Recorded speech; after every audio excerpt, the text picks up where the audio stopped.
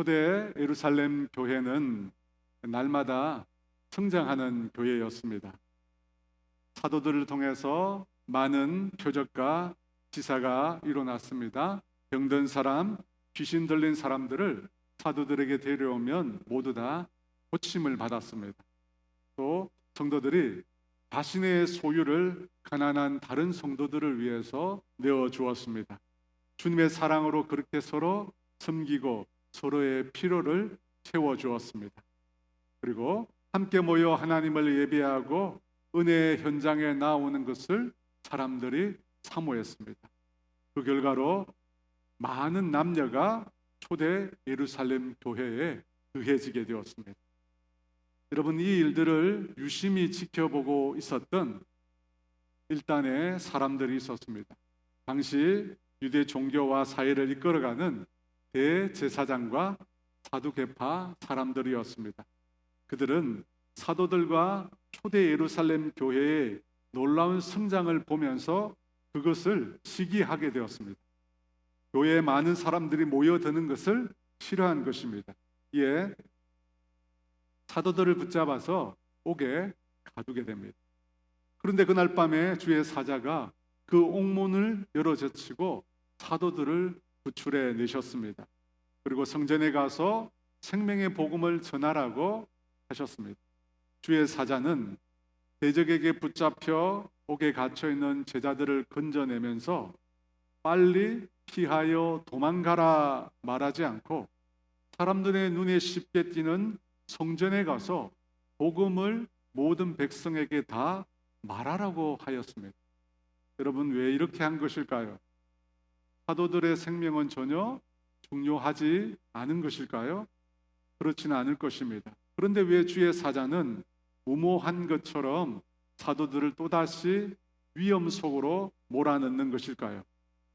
그것은 아직은 전면적인 핍박과 순교의 때가 아니기 때문일 것입니다. 아직은 도피하기보다는 복음을 왕성하게 전해야 할 시기였기 때문일 것입니다. 사도들이 붙잡히는 것과 유사한 상황을 말씀하시는 사도행전 12장에 보면 이 헤롯 왕이 손을 들어서 교회 중 몇 사람을 해하게 되는데 그 중에 12사도 중 요한의 형제 야고보 사도를 붙잡아 죽이게 됩니다. 이 일들을 보고 유대인들이 기뻐하자 헤롯 왕은 베드로 사도도 붙잡아서 옥에 가두게 됩니다. 군인 내식 내표로 해서 이 베드로를 지키게 하는데 그중 두 명의 군인이 두 명의 군인 틈 사이에서 베드로 사도가 잠을 자게 됩니다.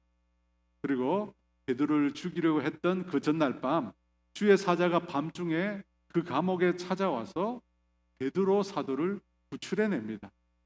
옥에서 풀려난 베드로 사도는 마가의 다락방을 찾아갑니다.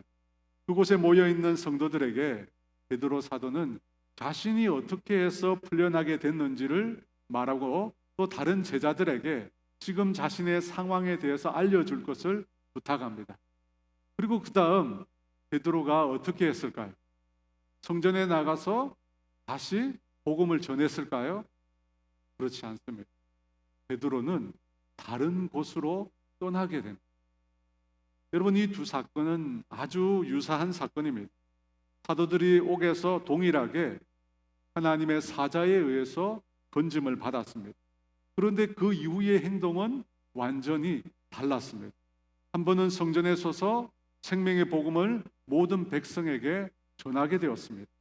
그것도 새벽에 아직도 어둑어둑할 시점에 이 새벽 제단을 쌓으려고 나왔던 사람들에게 복음을 전하였습니다. 그런데 다른 한 번은 아무도 모르게 믿는 성도들에게 자신의 상황에 대해서 알리고 멀리 다른 곳으로 피신을 가버리게 됩니다. 여러분, 거의 동일한 상황인데 사도들의 행동이 왜 이렇게 다른 것일까요? 베드로 사도가 용기가 없어서 이전처럼 성전에 나가서 사람들에게 복음을 전하지 못하는 것일까요? 그렇지 않을 것입니다.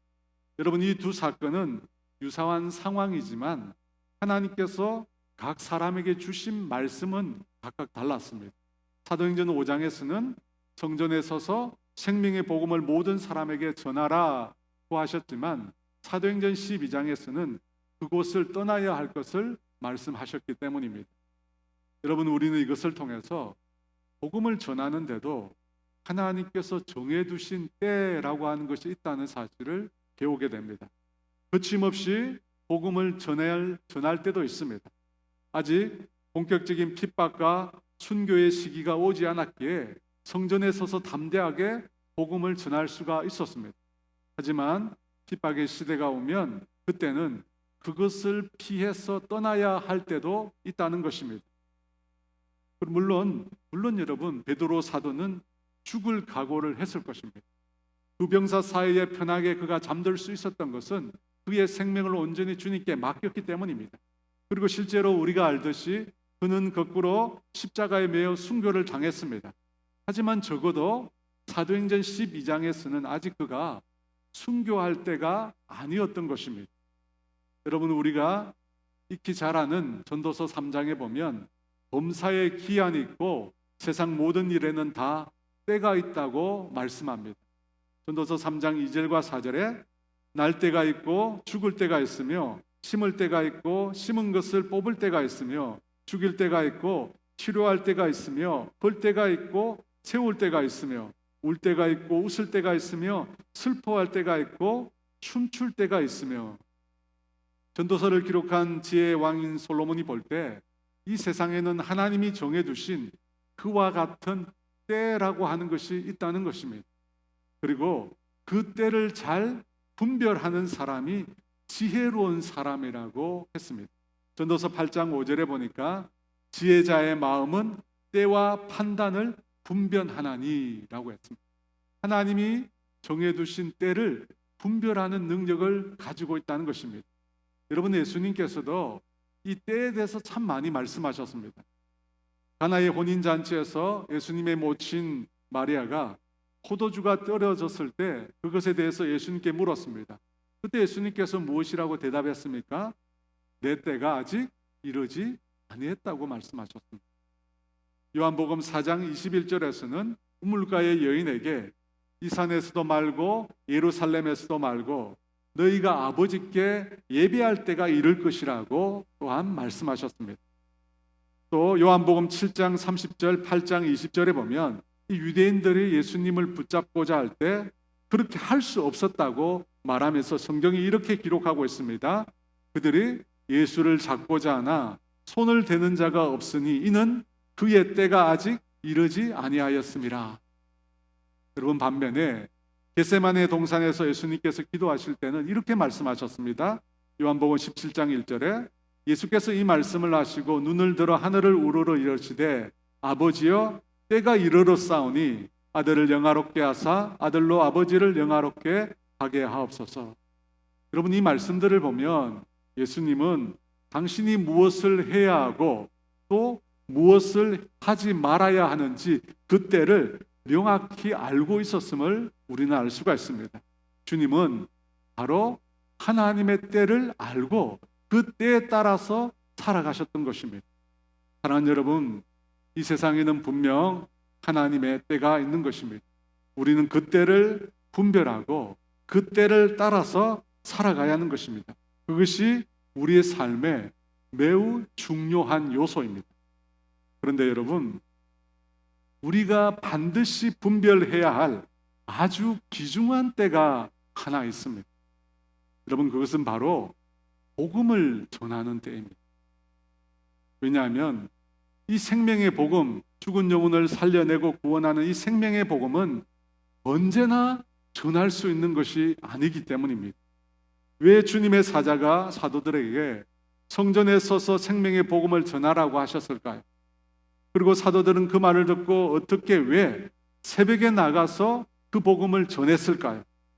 왜 사람들이 많이 모이는 낮 시간이 아니라 그 새벽에 나가서 복음을 전한 것일까요? 그 시간이 아니면 복음을 전해 들을 기회가 없는 사람들이 있었기 때문입니다. 여러분, 우리는 막연하게 교회에 한 번이라도 나온 적이 없거나 예수님에 대해서 들어본 적이 없는 사람은 지금 아마 한국 땅에 아무도 없을 것이라고 생각합니다. 여러분, 그렇죠?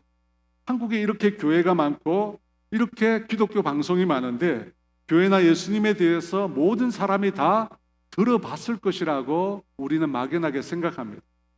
하지만 여러분, 그것은 착각입니다. 단 한 번도 교회를 가지 못했거나 예수님에 대해서 분명히 들어본 적이 없는 사람이 굉장히 많습니다. 이것은 아프리카 얘기가 아니라 대한민국에서 일어나고 있는 일입니다. 너무나 많은 사람들이 아예 교회를 모르거나 예수님에 대해서 전혀 들어본 적이 없습니다. 여러분, 특히 젊은 사람들이 그렇습니다. 그들은 언론을 통해서 교회는 가서는 안 되는 곳, 목사는 사기꾼이라고 하는 아주 완고한 편견을 가지게 되었습니다. 그래서 여러분, 우리가 이 땅에서 계속해서 복음을 전하고 계속해서 이 땅에 주님의 교회를 세워야 하는 것입니다. 제가 지난 주 중에 이 암이 재발한 한 권사님과 통화를 했습니다.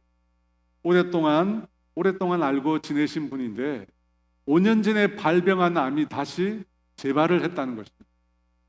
여러분, 재발을 했으니까 얼마나 그 상태가 위중하겠습니까?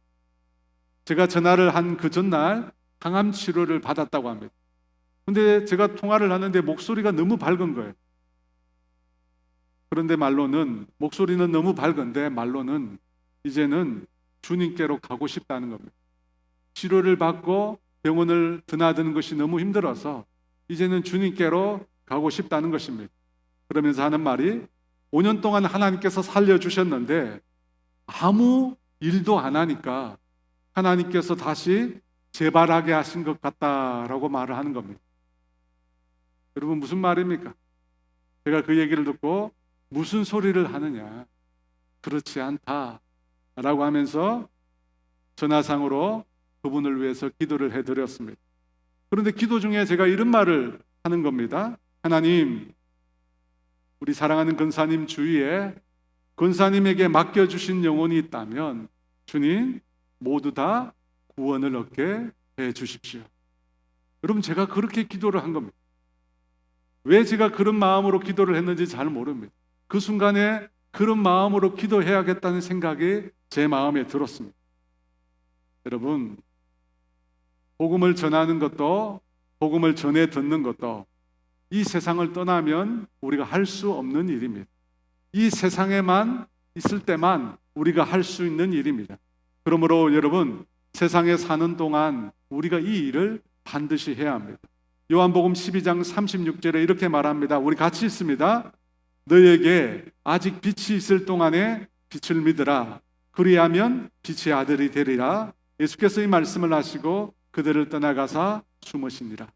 여러분, 빛이 있을 동안, 생명의 복음이 있을 동안, 그 생명의 복음을 들을 수 있을 그때만 우리가 빛을 믿을 수 있다는 것입니다. 여러분, 하나님께서 우리에게 주신 인생에 많은 때가 있지만 저는 복음을 전하고 복음을 듣는 때만큼 중요한 때는 없다고 믿습니다. 왜냐하면 이 땅에서의 시간은 영원하지 않기 때문입니다. 어느 순장님 얘기입니다. 이분의 아버님이 연로하신데 예수님을 믿지 않았습니다. 나이가 연세가 90이 가까우니까, 세상을 떠날 날이 가까웠다 싶으니까 이 순장님이 하고 있던 일들을 다 제쳐놓고 아버지께 온전히 올인을 했습니다. 때마다 아버지를 찾아가 문안을 들었습니다. 그리고 근처 시골교회 목사님을 찾아가서 아버지를 만나게 해드리고 신방하고 또 그 목사님과 그 아버님이 교제할 수 있도록 해드린 것입니다. 그 아버지가 자주 찾아오는 그 목사님이 좋아서 그 교회를 나오게 되고 세례를 받게 되고 얼마 안 되어 소천하게 되셨습니다. 아침 식사를 잘 하시고 오전에 잠시 주무셨는데 그때 하나님의 부르심을 받은 것입니다. 병원에서 마지막으로 소천하신 아버지 얼굴을 이 순장님이 쳐다보는데 그 얼굴이 너무너무 평안한 겁니다. 그래서 우리 아버지가 천국 가셨구나 라고 하는 마음이 들었다고 합니다. 장례식인데요, 이 순장님의 얼굴이 너무 밝고 환하게 비치는 것입니다. 왜? 아버지가 천국 가셨음을 확신했기 때문입니다. 그런데 그 아버지 간증을 이 장례식에 조문을 온 한 순원에게 얘기를 한 것입니다.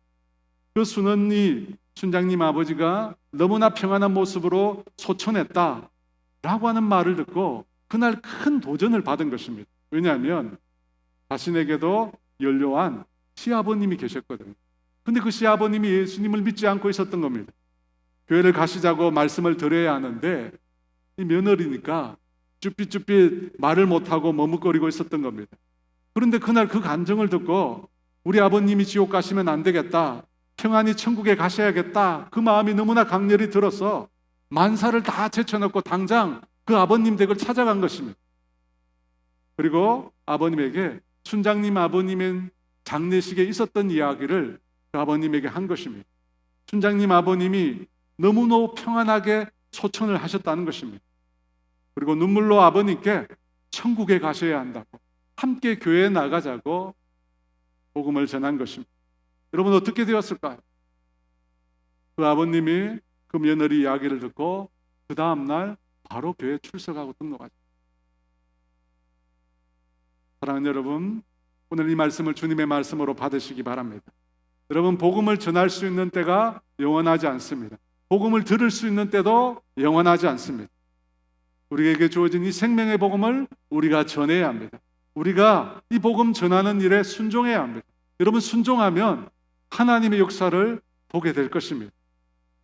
21절 하반절에 이렇게 말씀합니다.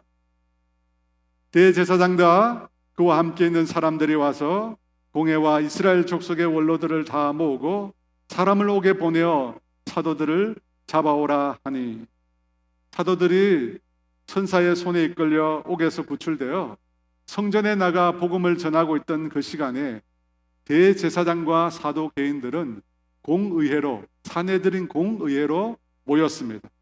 성경 원문을 보면 그 시간대가 공시간대임을 알 수가 있습니다.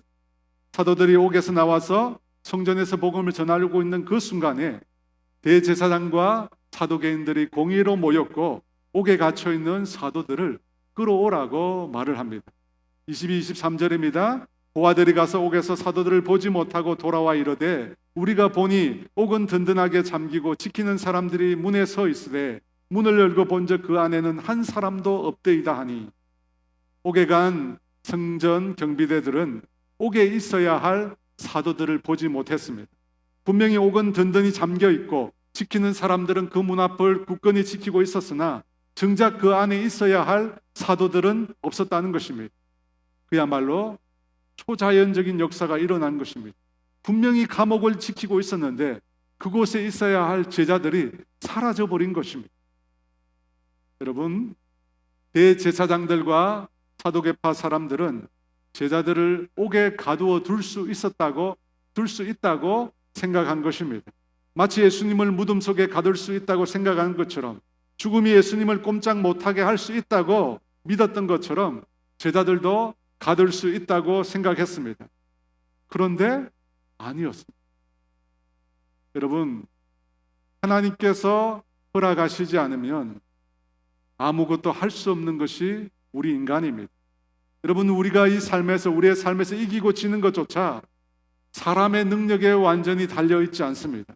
분명 세상은 많이 가진 자, 많이 배운 자, 더 현명한 자가 성공할 수 있다고 하지만 주님께는 그렇지 않습니다. 아말렉 족속과 이스라엘 백성이 전쟁을 치를 때 그 전쟁은 전장에서 싸우는 군인들이 아니라 산에서 기도하는 자에 의해서 그 승부가 결정된 것입니다. 여러분, 인간은 스스로 모든 것을 할 수 있다고 생각하지만 실상은 그렇지 않다는 것입니다. 여러분, 우리가 이것을 기억해야 합니다. 24절 말씀입니다. 이렇게 말합니다.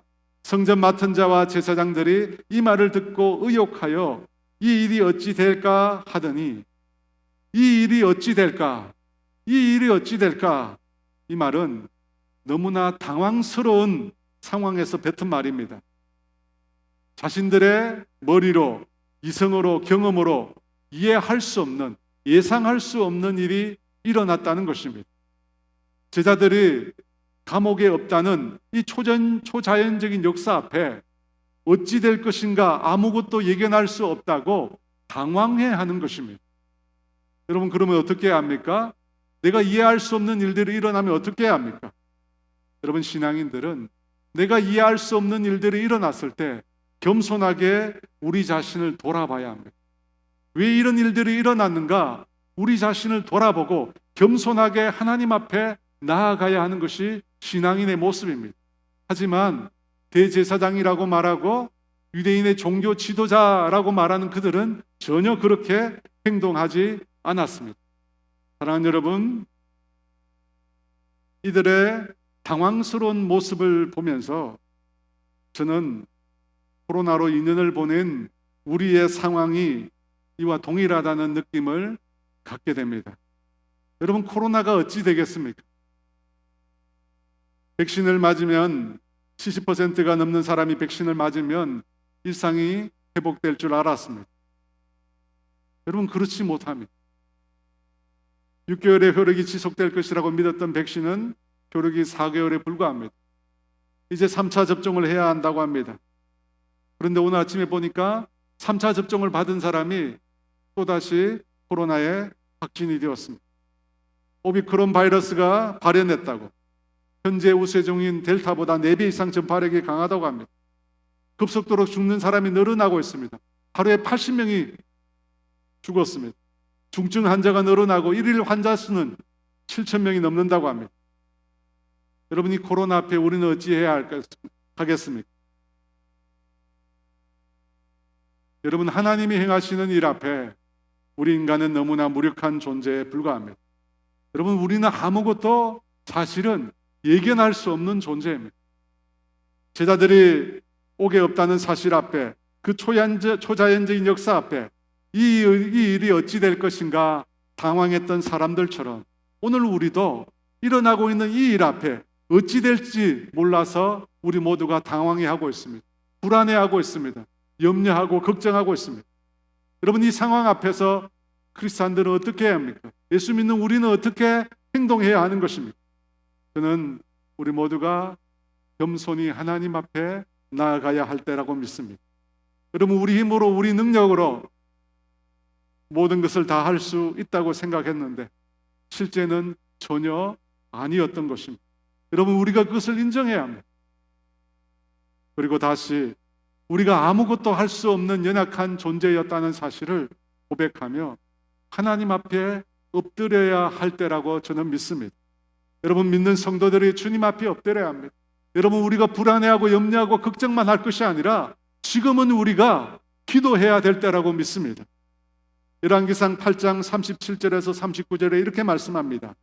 만일 이 땅에 기근이나 전염병이 있거나 곡식이 시들거나 깐부기가 나거나 메뚜기나 황충이 나거나 적국이 와서 성읍을 에워싸거나 무슨 재앙이나 무슨 질병이 있든지 막론하고 한 사람이나 혹 주의 온 백성 이스라엘이 다 각각 자기의 마음의 재앙을 깨닫고 이 성전을 향하여 손을 펴고 무슨 기도나 무슨 간구를 하거든 주는 계신 곳 하늘에서 들으시고 사하시며 각 사람의 마음을 아시오니 그들의 모든 행위대로 행하사 갚으시옵소서.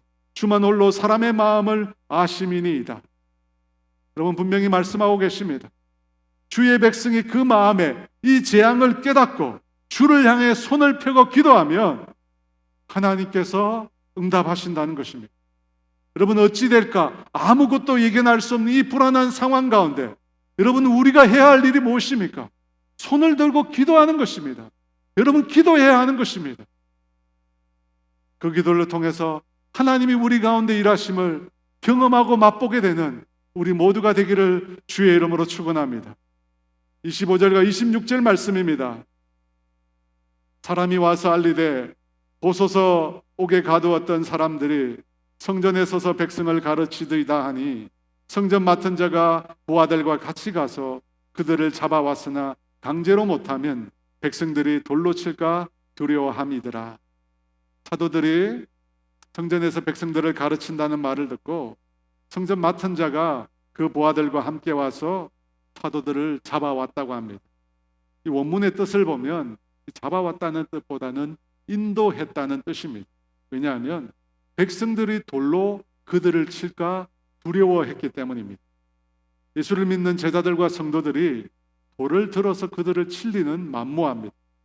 성전 경비대가 그렇게 느낀 것은 아마도 그만큼 백성들이 열렬히 사도들을 따르고 있었기 때문입니다.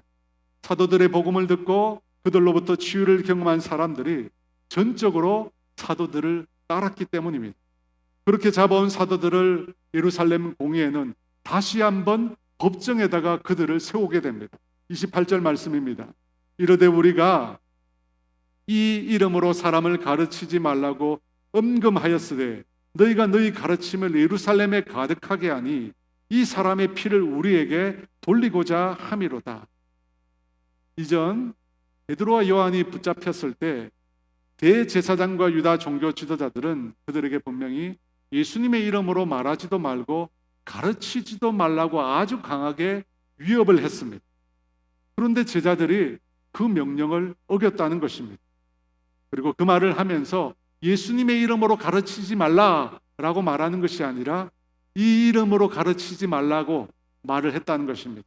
여러분, 이 사람들은 그만큼 예수님의 이름을 그 입에 언급하기도 싫어한 것입니다. 그러면서 제자들이 이 예수님에 대한 가르침을 온 예루살렘에 가득하게 했다고 말합니다. 여러분, 그렇게 한 이유가 뭡니까? 이 사람의 피, 곧 예수님의 죽음을 자신들에게 돌리고자 제자들이 지금 이 일을 하고 있다고 말을 합니다. 여러분, 대제사장들과 유대 종교 지도자들이 말하는 주장은 죽은 예수를 제자들이 자꾸 말하고 그의 가르침을 가르치는 이유가 그렇게 훌륭한 예수님을 죽인 자가 다름 아닌 대제사장과 유대 종교 지도자들이라고 말하기 위함이라는 것입니다. 여러분, 그들의 주장이 바로 이것입니다. 여러분, 이들의 주장이 맞습니까? 정말 제자들이 예수님의 죽음에 대한 책임을 유다 종교 지도자들에게 떠넘기기 위해서 예수님에 대해서 말하고 가르치는 것입니까? 사실 전혀 그렇지 않습니다. 분명히 그들이 죽인 건 맞습니다. 하지만 제자들은 그 사실을 드러내기 위해서 예수님에 대해서 증거하는 것이 결코 아닙니다. 그렇다면 사도들이 예수님에 대해서 말하고 있는 이유가 무엇입니까? 사도행전 4장 10절과 12절에 이렇게 말합니다. 너희와 모든 이스라엘 백성은 알라. 너희가 십자가에 못 박고 하나님이 죽은 자 가운데서 살리신 나사렛 예수 그리스도의 이름으로 이 사람이 건강하게 되어 너희 앞에 섰느니라. 이 예수는 너희 건축자들의 버린 돌로서 진 모퉁이의 머릿돌이 되었느니라. 다른 이로서는 구원을 얻을 수 없나니 받을 수 없나니 천하 사람 중에 구원받을 만한 다른 이름을 우리에게 주신 일이 없음이라 하였더라. 제자들은 무엇을 말합니까? 바로 예수님이야말로 우리 인간을 구원할 수 있는 유일한 이름이라는 것입니다. 예수님을 통해서 구원을 얻을 수 있다. 그래서 예수님에 대해서 증거하는 것이지, 예수님에 대한 죽음의 책임을 유대 종교 지도자들에게 있다, 그들에게 그 책임을 떠넘기기 위해서 예수님에 대해서 말하는 것이 아니라는 것입니다. 사도행전 3장 14, 15절에도 동일하게 말합니다. 너희가 거룩하고 의로운 일을 거부하고 도리어 살인한 사람을 놓아 주기를 구하여 생명의 주를 죽였도다. 17, 19절에도 형제들아 너희가 알지 못하여서 그리하였으며 너희 관원들도 그리한 줄 아노라. 그러나 하나님이 모든 선지자의 입을 통하여 자기의 그리스도께서 고난 받으실 일을 미리 알게 하신 것을 이와 같이 이루셨느니라. 그러므로 너희가 회개하고 돌이켜 너희 죄 없이 함을 받으라. 이같이 하면 새롭게 되는 날이 주 앞으로부터 이를 것이요. 예수님을 죽인 것에 대해서 무엇이라고 말합니까? 너희가 알지 못하고 그랬다는 것입니다. 너희 관리들도 알지 못하고 그랬다는 것입니다. 오히려 예수님의 죽음은 이미 선지자의 입을 통해서 하나님께서 예정하신 것이라고 합니다. 그러므로 회개하고 돌이켜서 죄 없이 함을 받으라고 합니다. 그렇게 하면 새롭게 되는 날이 너희에게 임할 것이라고 합니다. 여러분, 제자들이 계속 주장하는 것이 무엇입니까? 회개하고 구원을 받으라는 것입니다. 예수님을 믿고 그분의 속죄를 믿고 내 죄를 회개하고 구원을 받으라는 것입니다. 바로 복음입니다. 제3과 구원의 복음입니다. 사도들은 지금 그것을 말하고 있습니다. 그런데 대제사장과 사도계파 사람들은 뭐라고 이야기합니까? 사도들이 예수님의 이름으로 말하고 전하는 것은 결국 예수님의 죽음을 자신들에게 돌리기 위해서라는 것입니다. 여러분, 도대체 왜 이 사람들은 이렇게 생각하는 것입니까? 제자들은 전혀 다르게 말하고 있는데 왜 제자들의 말을 믿지 못하고 다르게 생각하는 것입니다. 대제사장과 사도계파 사람들은 당시 유대 사회를 주도했던 정치 세력입니다. 유다 사람들의 지지를 얻고 유다를 통치하고 있던 세력들이라는 것입니다.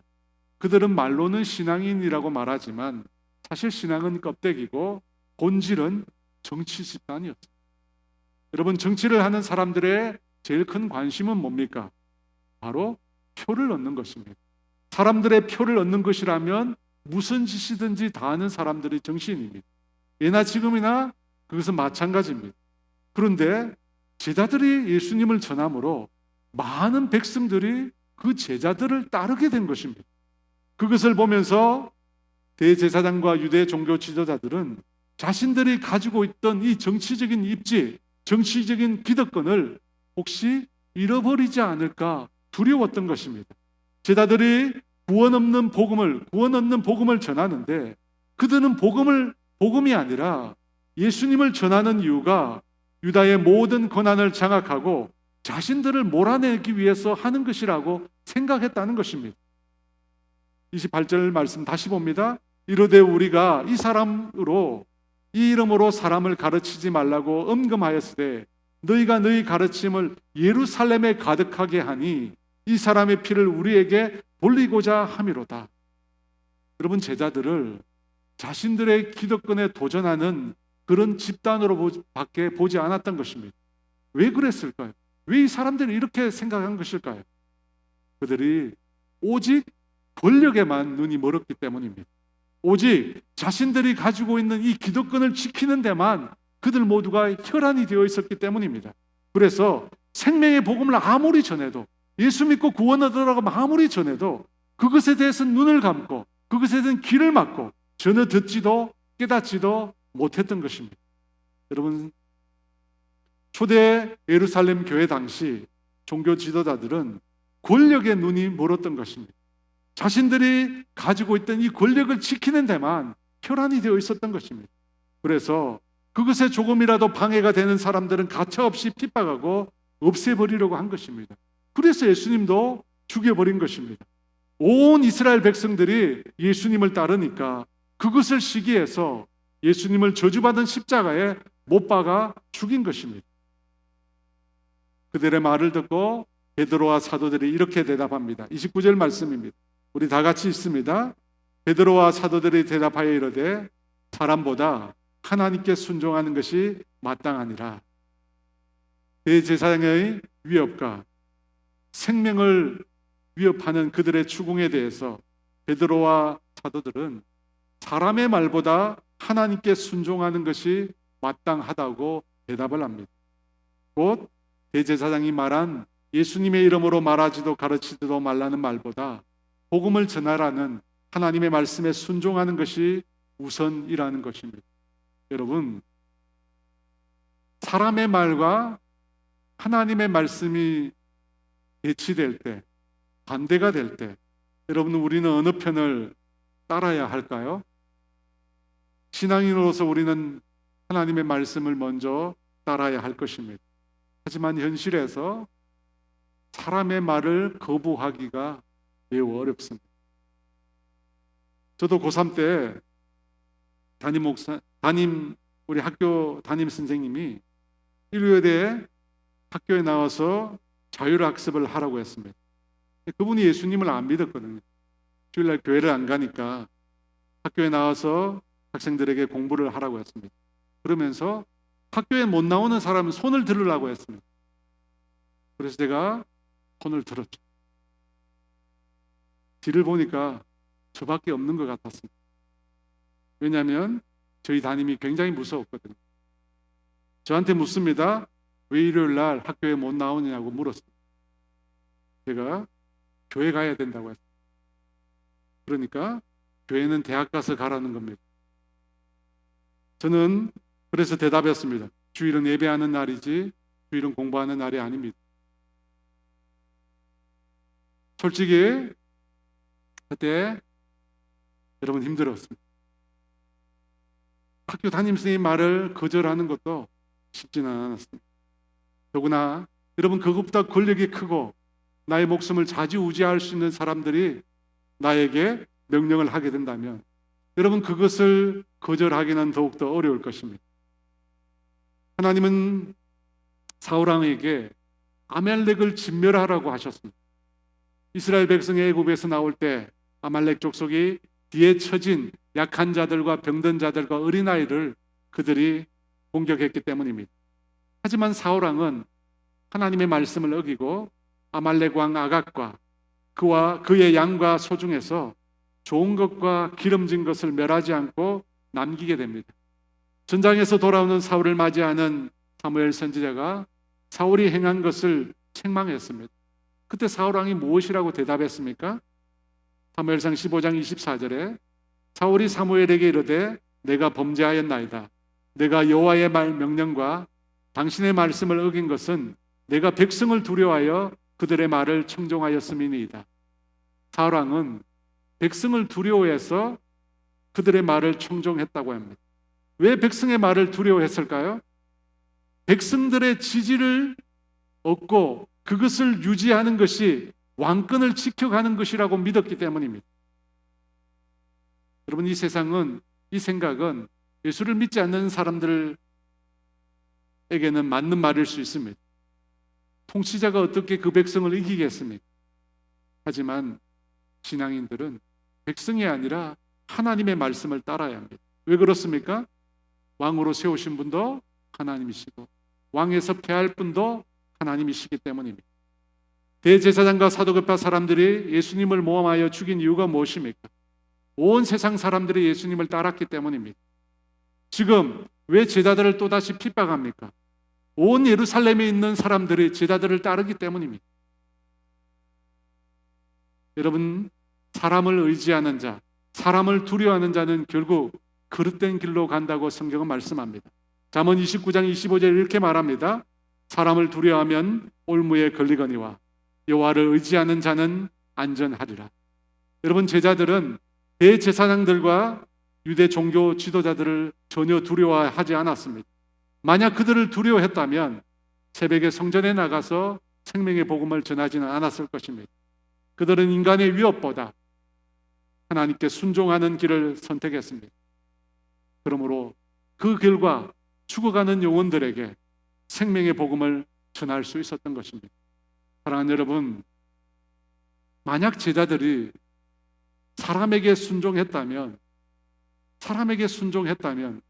복음은 예루살렘 성을 결코 벗어나지 못했을 것입니다. 여러분 그렇지 않습니까? 그들이 사람에게 순종했다면 저와 여러분은 이 복음을 듣지 못했을 것입니다. 우리 모두는 구원을 얻지 못했을 것입니다. 그러나 제자들은 사람이 아닌 하나님께 순종했습니다.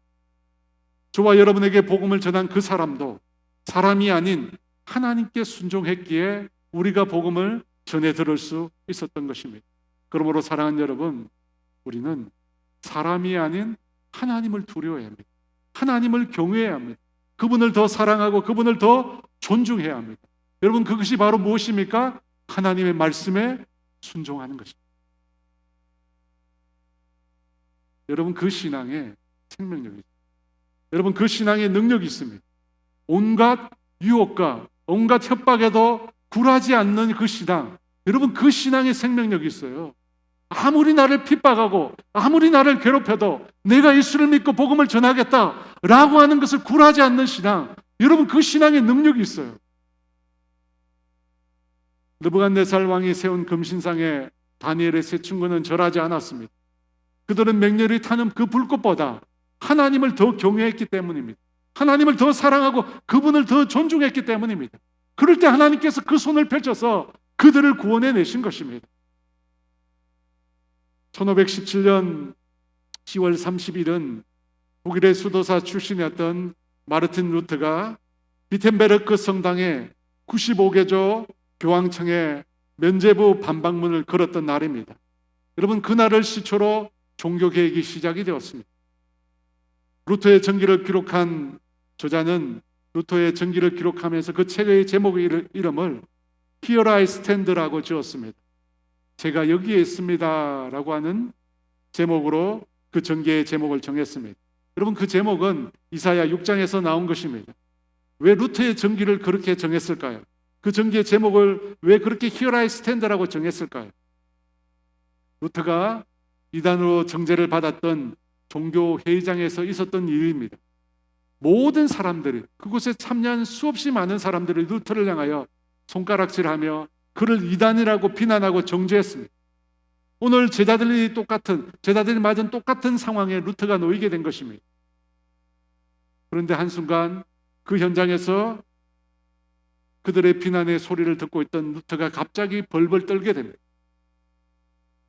루터가 벌벌 떨게 되자 옆에 있는 사람들이 루터에게 무서워서 그러냐고, 사람들의 저 손가락질이 무서워서 너가 떠느냐고 루터에게 묻습니다. 그때 루터는 지금 자신이 하나님의 임재 가운데 있다고 고백했습니다. Here I stand. 내가 지금 하나님 앞에 서 있다고 고백했습니다. 지금 내가 사람 앞에 서 있는 것이 아니라 하나님 앞에 서 있기에 그분의 임재로 인하여 내가 떨고 있다고 루터는 고백했습니다. 여러분, 이것이 바로 코람데오입니다. 하나님 앞에서 라고 하는 말이 여기서 나온 것입니다. 자신을 둘러싸고 위협하는 모든 세력 앞에 오직 하나님만을 바라보며 하나님만을 그가 경외했다는 것입니다. 사람보다 하나님의 말씀을 듣고 그분께 순종했다는 것입니다. 여러분, 그 신앙에서 종교개혁이 일어난 것입니다. 여러분, 우리가 믿고 따르고 있는 이 신앙은 바로 사람을 두려워하지 않는 신앙입니다. 오직 하나님을 두려워하고 오직 그분의 말씀에 순종하여 살아가는 신앙입니다. 여러분, 그 신앙이 우리의 교회를 살립니다. 여러분, 그 신앙이 우리의 가정을 살릴 수 있습니다.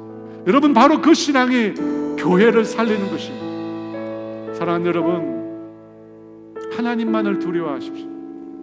제자들이 하나님만을 두려워하지 않았다면 그 복음은 예루살렘을 떠날 수가 없었습니다. 그러나 그들은 하나님을 두려워했습니다. 하나님을 두려워했기 때문에 사람의 말을 듣지 않고 하나님의 말씀을 듣고 복음을 전했던 것입니다.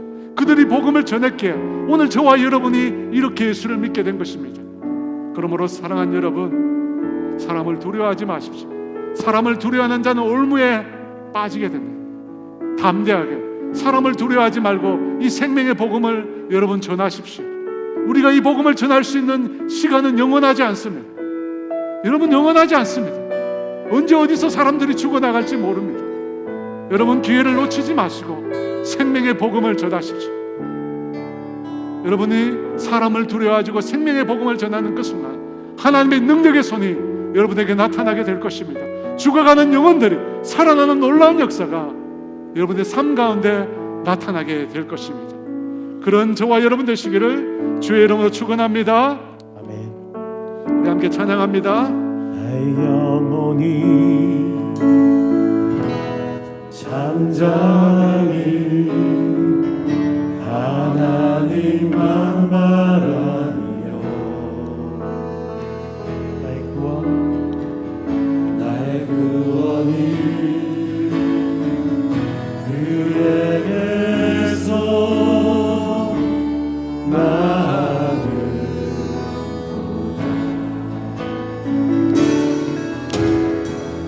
나의 영혼아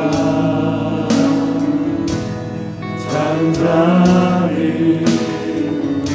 하나님만 바라라.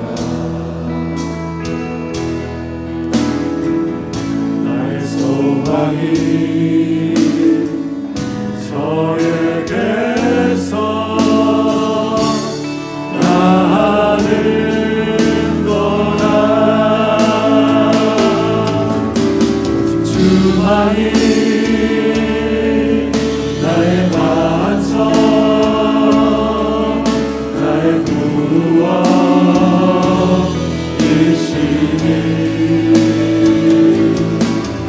오직 주만이 나의 산성, 내가 요동치 아니하리. 나의 영혼이 간절히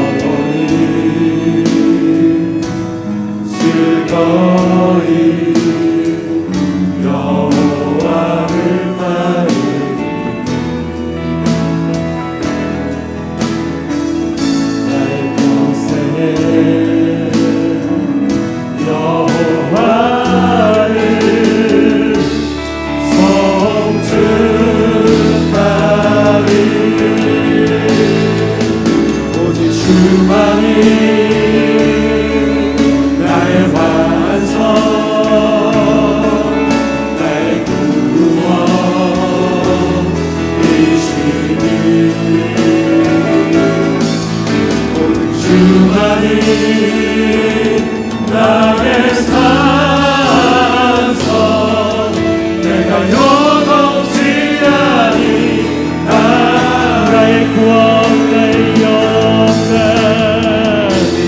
나의 구원 나의 영광 하나님께 있으리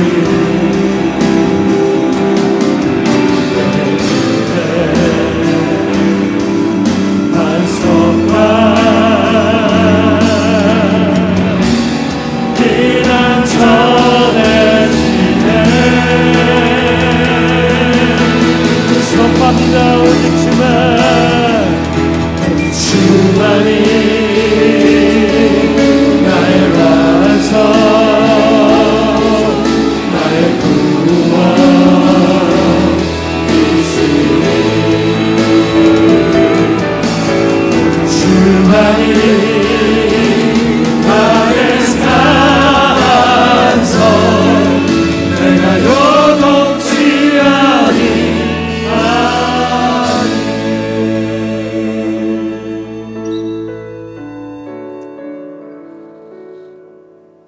여러분, 코로나가 계속되면서 제 마음속에도 앞으로 나가지 못하고 뒤로 물러서고자 하는 마음이 많이 생겼습니다. 하나님 앞에 기도하는 중에 하나님 어떻게 해야 합니까? 말씀을 묵상하는데 어찌 될까라고 하는 말이 제 눈에 들어왔습니다. 여러분, 이 상황은 어쩌면 믿는 사람에게 해당되지 않는 상황일 수 있습니다. 대제사장도야 유대 종교 지도자들이 감옥문이 열리고 제자들이 없는 것을 두고 이 일이 어찌 될까 당황해하고 두려워하는 일이었습니다. 근데 제게는 코로나가 어찌 될까 라고 하는 단어로 들려오는 겁니다. 여러분, 어찌 되겠습니까? 여러분, 우리도 그 앞에서 동일하게 당황해하고 있습니다. 1년이고 2년이면 끝난다고 했어요. 근데 그렇게 되지 않을 수도 있습니다. 이제 5년이 얘기되기 시작합니다. 5년 동안 계속 될 거란 얘기도 나옵니다.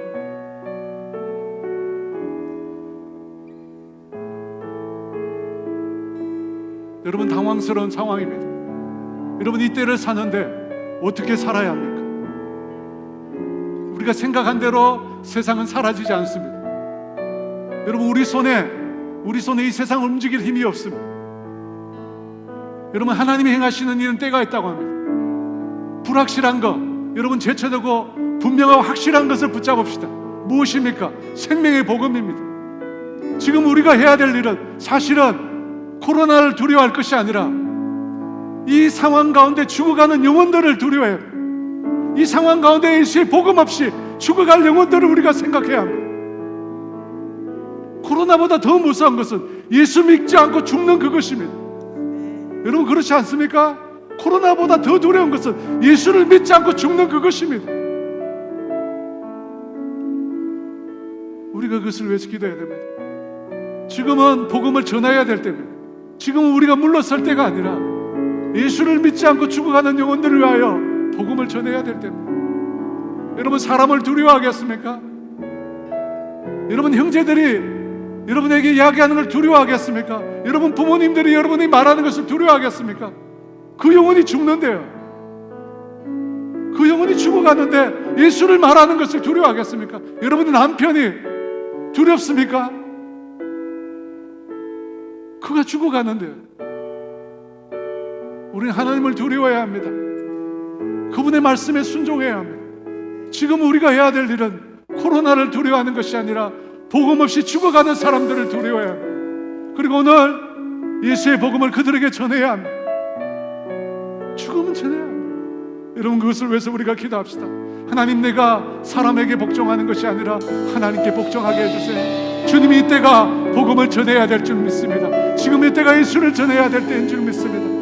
주님, 듣든지 안 듣든지 다시금 주의 복음을 전하게 하여 주시고 죽어가는 영혼들이 살아나는 역사가 일어나게 하여 주시옵소서. 우리 가운데 생명의 역사가 일어나게 해달라고 우리가 전해야 될 그 사람의 이름을 부르면서 우리 주여 외치고 기도합니다. 주여!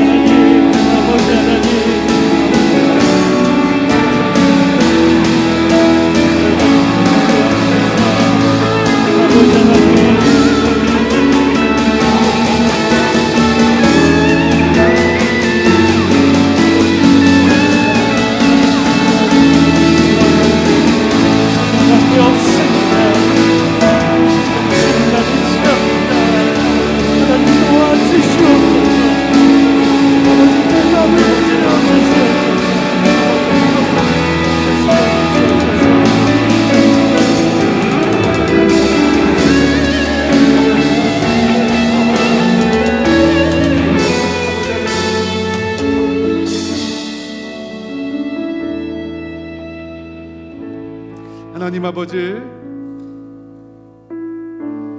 사람과의 관계가 두려워서 사람들이 내뱉는 말을 듣기 싫어서 아버지 우리가 복음을 전하지 못했다면 하나님 우리의 죄악을 용서하여 주시고 오늘 내 손에 맡겨주신 그 사람들, 오늘 나를 통해서 복음 전하라고 맡겨주신 그 사람들, 하나님 한 사람도 잃어버리지 않도록 우리가 생명의 복음 전할 수 있도록 도와주시옵소서. 하나님 만사의 때가 있습니다. 주님, 지금은 복음을 전해야 될 때입니다. 지금은 주님 복음을 전해야 될 줄 믿습니다.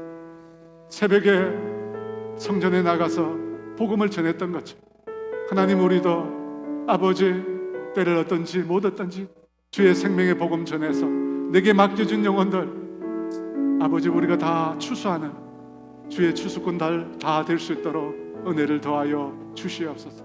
바라고 소원하는 것은 우리 사랑하는 모든 성도들의 가족들, 신지들 단 한 사람도 빼놓지 않고 다 예수 믿고 구원 얻는 그런 놀라운 은혜가 사랑하는 교회 가운데 임하기를 원합니다.